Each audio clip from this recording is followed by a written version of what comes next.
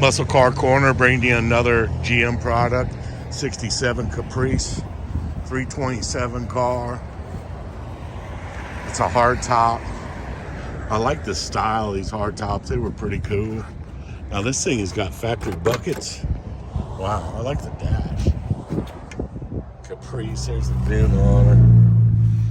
Look at that big old dash and the gauges on it. That's really pretty neat. Car shows to have 90,712 original miles. Caprice, there's the old GM radio, AM, FM. Bucket seats, console. This car was loaded up.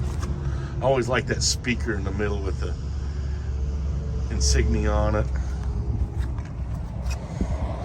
These were cool cars. They came with big blocks in them. And they were sleepers. You could take those emblems off. Everybody thought it was a small block car. You got a 427 or 396 under the hood.